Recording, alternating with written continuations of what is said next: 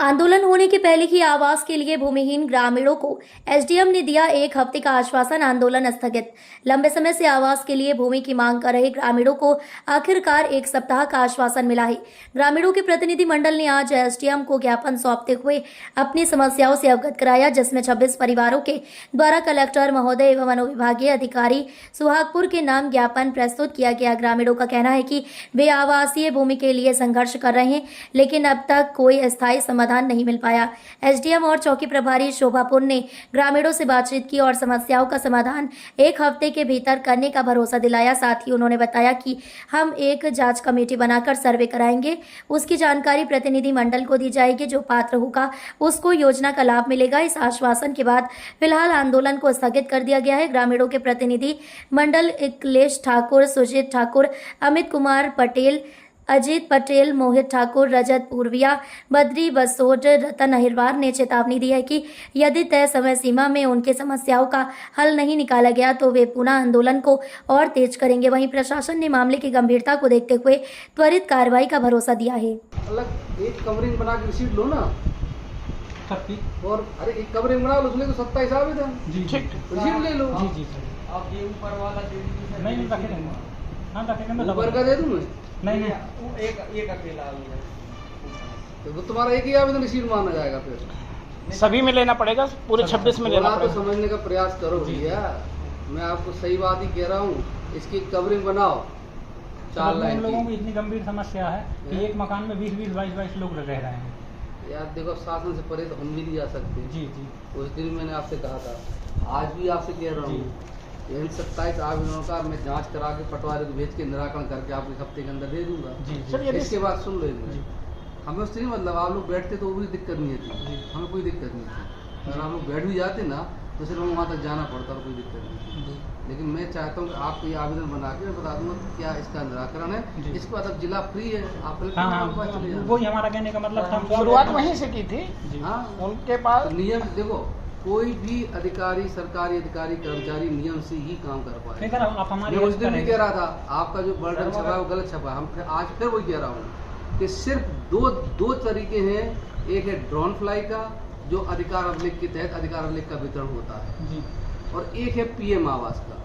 PM आवास में जो मकान वो मिलते हैं, वो मिलते हैं उस समय कि यदि आपका कोई मकान बना हुआ तो 1,25,000 रुपया ग्राम पंचायत में, 2,50,000 रुपये नगर पालिका में, नगरीय क्षेत्र में पैसा दिया। अपन छोटे घास में से सुनो बेटा, अब क्या है, यदि तुम्हारे छोटे घास में अगर ये प्लॉट है, देखो मैं तो बताऊं, तो कुछ नहीं हो पाएगा। आप ऊपर तक नहीं, कहीं भी हिला डालो सरकार।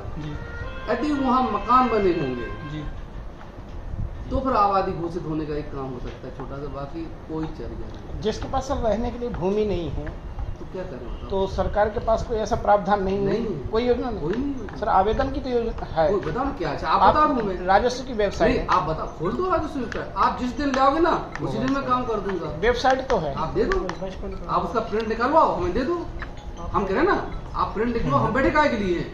हम कोई सरकार थोड़ी है, हम तो काम करने वाले व्यक्ति हैं। आपसे नीचे हजारों कर्मचारी काम सर, ये अगर एक भी कर्मचारी गुरारी जाके आपका सरपंच, सचिव या पटवारी साहब या आरआई साहब कोई भी एक जाता तो बताओ ना, ये आपके पास बताओ ना कौन सी लिस्ट ओपन कर रहे हैं। चलो हम ले लेते, क्या आप लोग जितनी बात करेंगे उतनी आप लोग कर सकते हैं। जैसे आप हमारा आवेदन, हम बता रहे हैं ना, आपके 27 आवेदनों का नहीं, हम निराकरण करेंगे जी। आप हमें जो दे रहे हो हम निराकरण करेंगे इसका। 27 आवेदन का एक आवेदन का निराकरण आपको देंगे करके। आप तो 27 आवेदन दे रहे हैं कि साहब 27 आवेदन भूमि है, पट्टा की पात्रता है कि नहीं है। हम बाकायदा नायब तहसीलदार को भेजेंगे, पटवारी को भेजेंगे, रिपोर्ट लगाएंगे, हम आपको अवगत कराएंगे 1 हफ्ते के अंदर। इससे बड़ी चीज क्या कर सकते हो?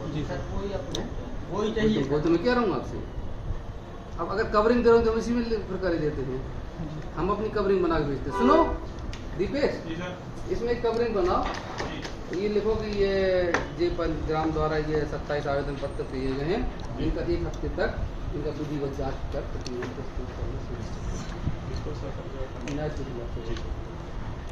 आप अभी कवरिंग ला रहा हूँ, कवरिंग में आपको रिसीट भी दे देते, कोई दिक्कत नहीं है। बाकी 27 हमने बात भी कर ली, आपकी 1 हफ्ते के अंदर जांच भी हो जाएगी। सर थैंक यू, बहुत बहुत धन्यवाद आपकी। हमें यही हेल्प तो चाहिए थी। बाकी हम तो उस दिन भी कह रहे थे यार यही बात, जी जब ये आ रही तब भी हमने यही बात कही थी। जी बोलो, हमने इसके अलावा कुछ कहा तो कहो।